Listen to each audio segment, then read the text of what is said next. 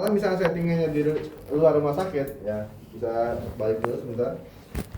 Nah, kalau misalnya settingannya di luar rumah sakit, berarti pasien ada di bawah ya, pasien ada di bawah.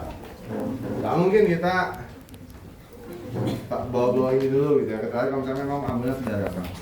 Nah, pastikan penolong itu memposisikan itu sejajar dengan dada, ya sehingga kita saat RJP juga nyaman ya. Sama dominan, tangan dominan ada di bawah kayak gini. Kemudian ini sama tegak lurus ya, tegak lurus, punggung ataupun menggunakan tenaga punggung dan juga bahu ya. Tuh, ini bisa dinyalain Pak. Ya.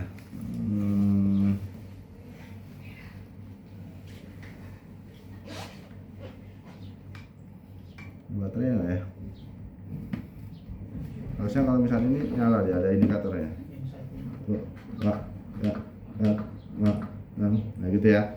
Misalnya sudah 30 kali, ini kita berikan berikan ventilasi, itu tidak perlu mengubah posisi kaki.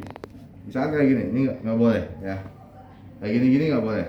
Jadi posisi tetap ada di tengah-tengah dada. Kalau misalnya kita mau ventilasi kayak gini, ya.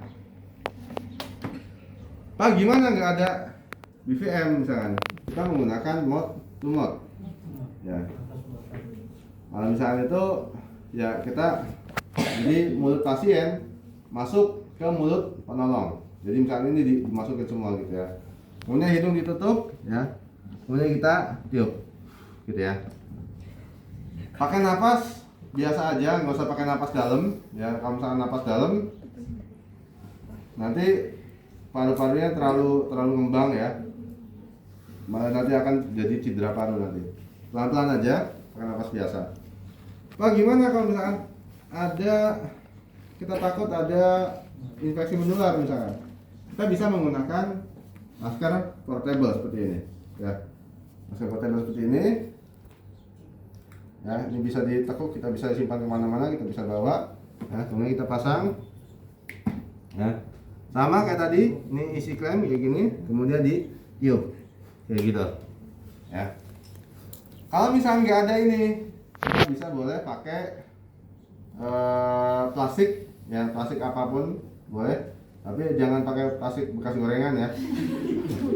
Pakai plastik ini aja, plastik ya boleh, estek boleh, tapi itu kan nanti terbang ya. Bisa pakai ini wrap plastik wrap yang buat masak itu, buat adonan gitu ya. Itu bisa pakai itu, nanti tinggal dibolongin kemudian kita tiup. Kemudian masih takut juga misalkan, ya sudah kita fokus ke RJP-nya saja ya, fokus ke RJP-nya saja. Kenapa? Karena tadi kaitannya dengan penjelasan kenapa kok C dulu nggak A dulu. Karena saat kita kita aktivitas kan, berarti kan masih ada sirkulasi di sini nih, masih ada oksigen yang berada di sistem sirkulasi arteri kan di situ. Kemudian tiba-tiba berhenti misalkan, apakah oksigennya hilang?